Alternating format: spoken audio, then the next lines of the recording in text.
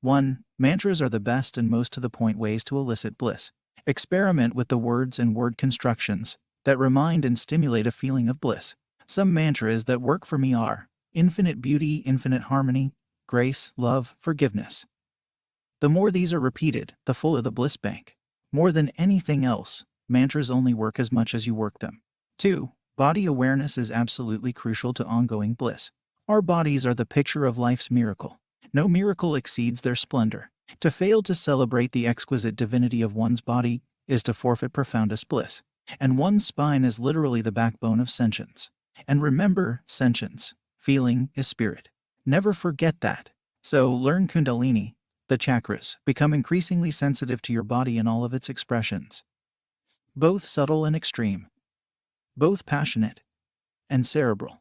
Do yoga, stretch your spine, and caress yourself tenderly. Bliss is a form of tenderness, warmth, sensitivity, nurture, attention, love.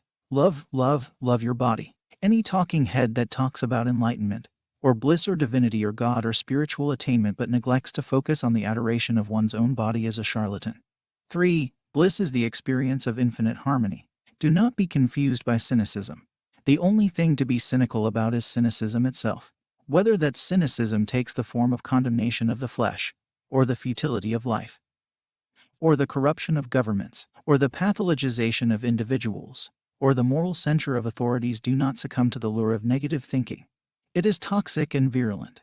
The absolute truth is that all things are interconnected in a beautiful matrix of perfectly coordinated and cooperating energy and matter.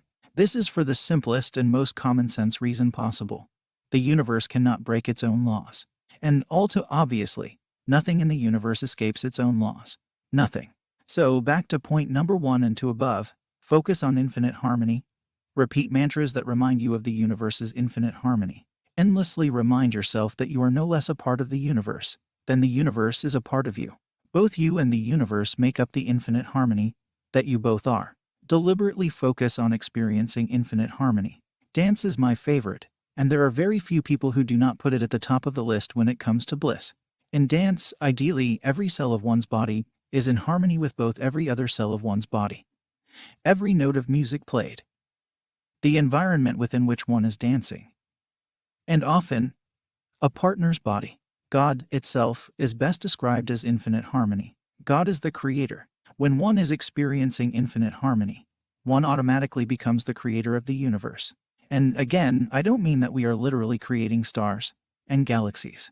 I'm referring to spirit, so feeling, experience. It is a subjective experience. Spirit is a subjective experience of unsurpassable value. 4. Become and remain your own very best friend forever. Never, never, never betray yourself. No one can ever be or become a better friend to you than you yourself. All human misery is the result of expecting others to be better friends to one than oneself. Never forget that. Do not look to others for self-esteem. Never. Only you can love yourself unconditionally. And as your own best friend forever, you must love yourself unconditionally. 5. And here's the icing on the cake. Only as your own best friend forever can you ever be anyone else's true friend, ever. Has anyone ever told you not to give advice, but rather to model it? Well, the best way to be a friend is to model being one's own best friend. Do it. By being blissful, one emanates love both within and without. Being blissful is the most anyone can either offer oneself or others. Lastly, about suffering, it's always about carrying too heavy an emotional burden. Only carry as much negativity as can be overbalanced by your positivity. Suffering, as such, is not about physical pain, but about spiritual focus. The best way to unburden oneself from negative emotions is to forgive. That clears the slate and one is relieved of suffering. Forgive everything and everyone to experience spiritual rebirth. In general, focus 80% on good things and only 10% on problems to be solved. Maintain that ratio. The minute you begin to feel overwhelmed with negative emotion, return to a focus on the positive elements of life. Remember, you always have the freedom of focus. You might even divide the day into hours, and only spend 10% of every hour on problems.